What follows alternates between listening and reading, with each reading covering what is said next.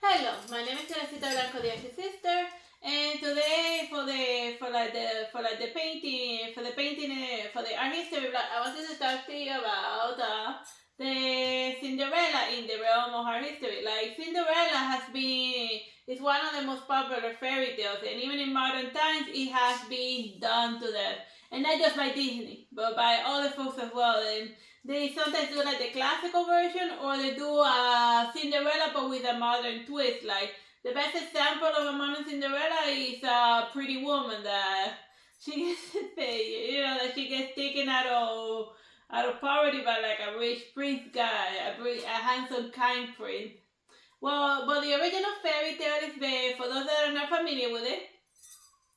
It's basically a little girl whose father, who loses her mother when she at a young age, and depending on some versions, the mother either gives her a magical doll or tells her to plant a tree in her graveyard.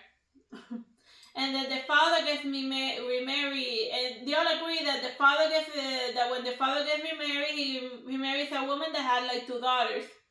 And then the father dies, and then Cinderella is made into a servant by her wicked stepmother and stepsisters, and then she gets bullied all of her entire life, and then one day she wants to go to the ball in order to like go meet the handsome prince because he's like looking for a bride there, and she just wants to go out there and have like a normal time. And then their sisters tell her that she can go, but she has to do a ridiculous amount of chores. So then she manages to complete the chores, but then they rip her little dress apart, the only thing she had left of her mother. And then and then when she officially reaches rock bottom is when like the fairy decides to help her. But in some Cinderella story, she gets helped by some magical birds, and in some movie by Leonardo da Vinci of all people. Like a weird Cinderella that was. I wouldn't be able to tell you which Cinderella it is because they're all called Cinderella. So, I can't, so it's hard to tell, and no subtitles, so it's hard for me to tell you which Cinderella it is. It's one of the more not newish one from like the mid 2000s. Yeah, sometimes 2 or 3 Cinderella movies come out at the same time and they compete with each other. Like yeah, it's nuts. And now that Netflix is into streaming, they produce Cinderellas a dime a dozen. Yeah. So then like she meets the prince, he falls in love with her, but then at the stroke of midnight, the magic fades, so then she runs away so that because she doesn't want the prince to know that she's like dirt poor, she doesn't want to get publicly humiliated by her wicked stepmother. So then she leaves one of her glass slippers behind, and then the prince uses the glass slipper in order to find her, and then he marries her because he's prince foot fetish, and he fell in love with her beautiful feet. And then they live happily ever after. The end. But yeah, so then now that you know Cinderella, let's talk about the painting. This is an illustration by Audrey Beersby.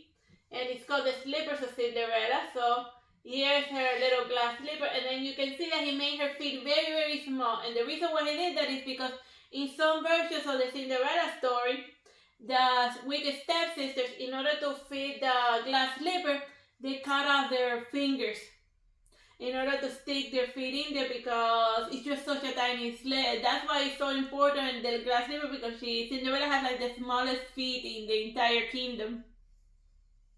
So then a bird tells the prince that you should check out the feet, the leg of that other chick you're dating is like bleeding out, and then when he says that no, the glass slipper didn't fit you, you just cut off your fingers, you lunatic. So then the other sister, instead of cutting off her thumbs to fit the slipper, she cuts off the back of her leg, this part of the leg, and then it fits. But then the snitch bird be like, the prince, you got the wrong chick, and then so then he has to come back for the right one a couple of times. Like, you can only wonder how many chicks chopped off their foot in order to become queen before he found the right Cinderella, because we know that the wicked stepsisters did it, but we don't know all of the other chicks that did it on his way there. But yeah, and then it's a nice rose dress. It's a very nice looking Cinderella. And they put her hair light color. Like as we go on with the painting, you notice that a lot of them them agree that she has like light colored hair. Either red or blonde. And then over here we have the Prince foot fetish. They mean like, oh my god, the little slipper actually fits. It's a perfect match. And here are the wicked stepsisters like being very angry and annoyed by it. This one is by Carl Ostendinger. Yeah, that name. That's quite a mouthful. I was like, are there like 3 F's? No, it's like O-F-F-T. D, yeah. It's off then Dinger. But yeah, it's an illustration for the Cinderella book. No, that was like the V for Vendetta guy. Yeah, it does look like he's marrying the V for Vendetta guy. Like he has like the mustache and the devil. He's marrying. She's marrying the gunpowder treason guy. Guy Fox. Guy Fox. But then again, beer and a mustache were very fashionable back then. Like they say, like, well, I don't know whatever you're into, but like you weren't considered a big boy back then if you didn't have facial hair. The more facial hair you had, like grand as it was, the more respected you were. Like this one is Cinderella in the Kitchen by Charles Robinson. So then here's Cinderella struggling to get all of her chores done before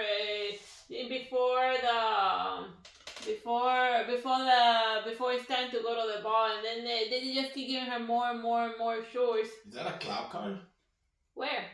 Like the whole thing looks like a cloud card. Yeah, like a lot of them had like very nice, like nice borders, like. Because of the cost for print these days, the books with pictures have like gone the way of the dinosaur. And if they do show them that the color red is missing, because the color red be Macy's blood and it's very expensive. And alright, and this one is Cinderella from the picture book for the Red Cross by Edmund Dulac. Over here is Cinderella getting help by her fairy godmother, and then here's a fairy in like a gorgeous gown, and here she is turning the pumpkins into a carriage. And so like the whole carriage scene from the Disney movie is legitimately canonical it's not just them being whimsical, they just then copying and pasting the actual fairy tale, you know? No fancy additions and whatnot. And and even like the one that is like a nice stick of light, like a very nice, respectable fairy one.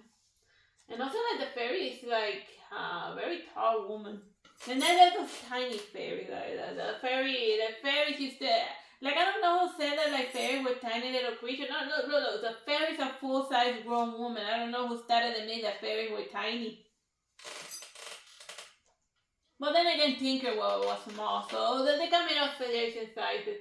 So then over here is this time the fairy godmother is much older, and she's also doing like the little pumpkin thing. She's turning the rest of the house into like the horse and the carriage and making the pumpkin bigger. Usually Flemeth. I'm scared. Yeah. Oh, and her one looks more like a threaded king from Bloodborne. So yeah, so she can also turn it into a sword whip. But yeah, it's a very nice, her one is also her walking king, which is interesting. It's a fun, and then she's there without shoes, just seeing the carriage being made. Yeah, the Mad-Eye Moody that has to stop it. Yeah. You're right, the Mad-Eye Moody has like a different, but we don't talk about Harry Potter anymore. We don't talk about Bruno. This one is Cinderella. It is Cinderella, but Edward Burne-Jones. He's like a Pre-Raphaelite guy, like somebody who has all of the art that was made by Raphael and by those that followed after Raphael. So yeah, like, and they used to like to draw like a lot of women that were going through tough times, and Cinderella was a subject matter that they would tackle every so often. Like the reason why she was called Cinderella is because her father didn't call her that. That was just like a terrible nickname. She got the nickname because when she was cleaning the chimneys, she would like get covered completely in soot and ash. So then cinder is soot, like dust. So her name is Dustiella. So basically, Cinderella, not a Cinder. Yeah, you're right. She is a Lord of Cinder. She's an Ashen one. So Ashen one basically means Cinderella. Because Cinderella means ash. The Ashen one. The princess of ash. So the Ashen one is Cinderella. And now we can post it in the blog, in the Dark Souls forum, because Cinderella's an Ashen one. Alright, I will be standing there. We'll see.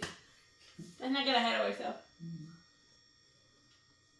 Oh man, the refrigerator sounds loud. Alright, so then here she is by the chimney with like twigs and one, and over here you start seeing the illusion of the pumpkin that's gonna get made into her carriage. But over here she's just doing like all of her chores. And like here's some garlic and stuff, you know, they're just them working out, and like as before they always show like the biggest highlight showing her tiny feet, because she's Princess Tiny Feet. Some pretty big feet. Yeah, you're right. They do look very well. I think kind of ish. Yeah, a little big, a little small. Well, whatever. And then this one is, oh yeah, I forgot to say that. This one was by Valentin Cameron Princess, 1880. And this one is by Harry Clark, 1922. Is not Cinderella, is the prince being very sad that the woman left, so he's holding up her tiny shoe. Like over here, Cinderella working by the chimney, but she has an interesting ostrich feather. So in a weird little hat, in a little hat. So it's basically then crowning her like the princess of the ashes, as in like a mockery, and then she with her little tiny feet. So it's just a scene of she getting publicly humiliated by like her wicked stepsister, then poking fun at her and said, "Oh, here's your stupid princess hiding a feather, you, the princess of chimney and ash, you ashen one." And then she'd be like, "I'm gonna become a Lord of Cinders one day, and then everyone's gonna respect me."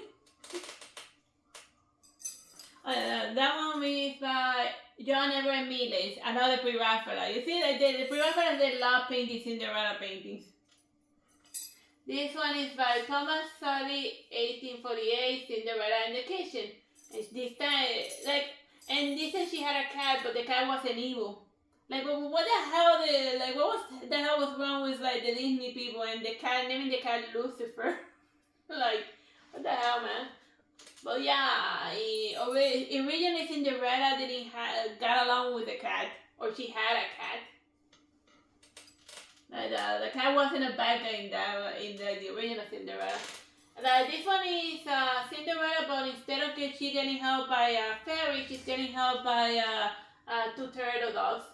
And in one version of the story, she plants a tree in her mother. In that version, her father isn't dead, but he's still a jerk to her. But he's awful to her as well. So then when he goes out to like buy gifts for his daughter, his flesh and blood daughter asks him to get him like the first branch that falls off a tree. So then that's what he gives him. So then she plants it in her mother's graveyard, and it eventually grows into a tree, and two birds come to live there. And then every day she cries and prays the tree, and then eventually when the tree goes big enough, the birds that live there, they become her allies.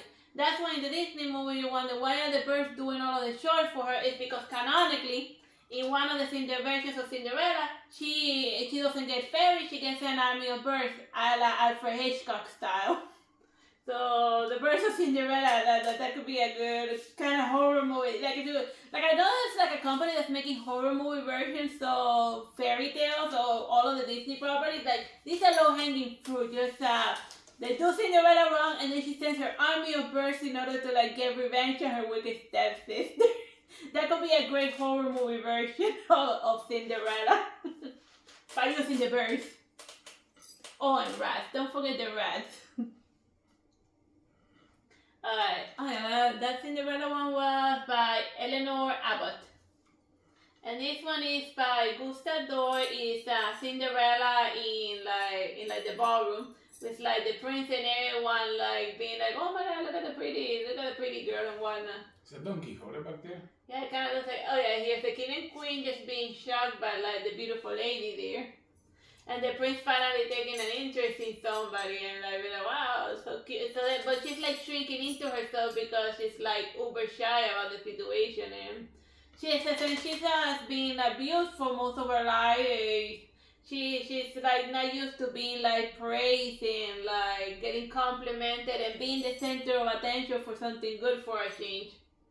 But which is why when she starts losing losing the money, she just flees because she's afraid that they like me because I'm dressing pretty. But what's gonna happen once the magic changes and then they see me in rags and barefoot? They'll burn me as a witch. They will. Well, possibly because it's a dress created by magic, and like anyone that shows up with a magic dress, he gets witch, and then they get burned. Alright, this was by Jean-Antoine Laurent. It's the perfect match one, but the shoe is not like so much crystal. It looks like more made of fabric.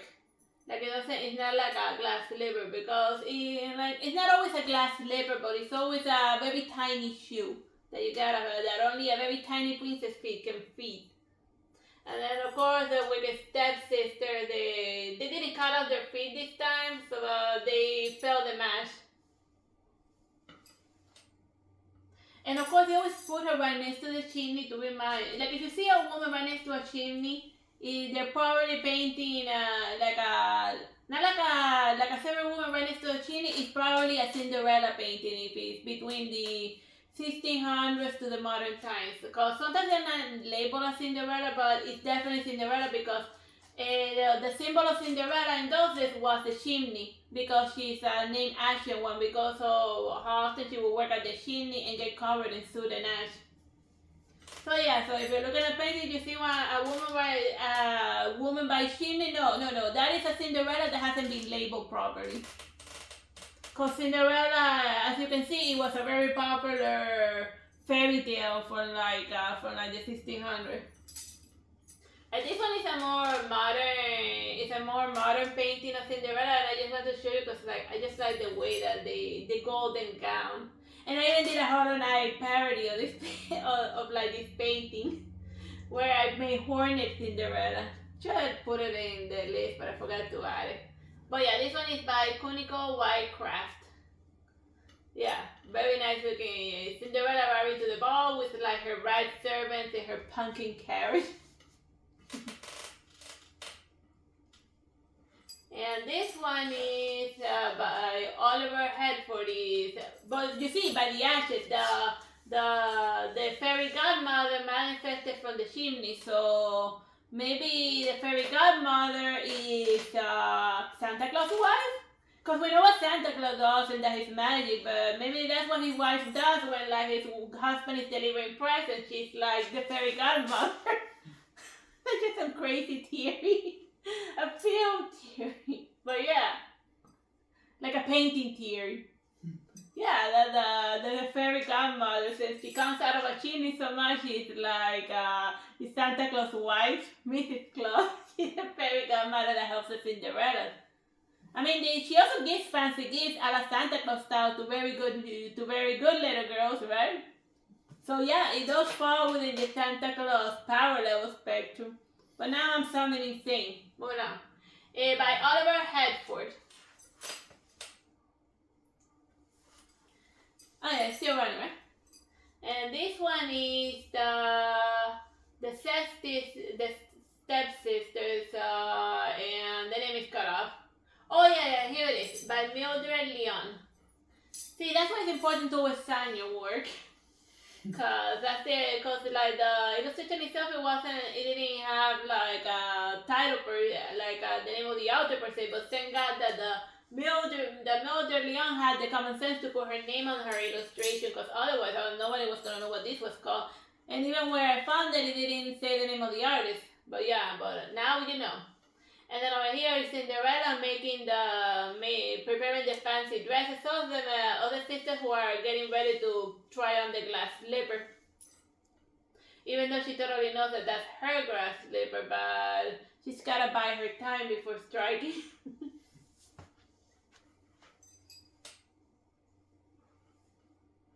And this one is by Charles Perrault. No. Fairy Tales of Charles Perrault by Harry Clark, 1922. And then the wicked stepsister wearing like their fancy dresses while Cinderella just sitting in the background trying to get like her sisters to wear like preparing their sisters ridiculous wigs, cause like ridiculous wigs, that was what was fashionable back in those days. Yeah. I just like the nice fabric. It's a very nice watercolor-ish illustration or painting. And here we have Cinderella trying on the slipper by Kepard Og Prinsen. Look at the expression of the wicked. Oh wait, that's not what it is. No, it's by Jenny Nystrom. You can't trust the information you find on the internet. Like I read, it said one thing, but over here is the signature of the artist. So, like before, always just read the actor's signature before like mislabeling it. Anyhow, here she wearing the glass slipper, but it doesn't look very glassy. It looks more like metallic. So in this version, it's like the metal slipper. Like look at the expression on the wicked stepmother. And the wicked stepmother, oh no, it fitted on her. She's gonna be queen, and we're being so mean to her. She's gonna decapitate her. Because this is France. Because this is France, and decapitation is fashionable. Like I said, isn't that like the Beast was like a beast throughout like all of the French Revolution stuff? Cause like he slept right through all of that craziness, being away in a haunted castle. But whatever, I'm gonna sidetrack. I think that this is the last Cinderella illustration and painting. I hope you have fun with this. With this history vlog focusing on the history of Cinderella paintings, and I hope you find it amazing. Bye bye and God bless.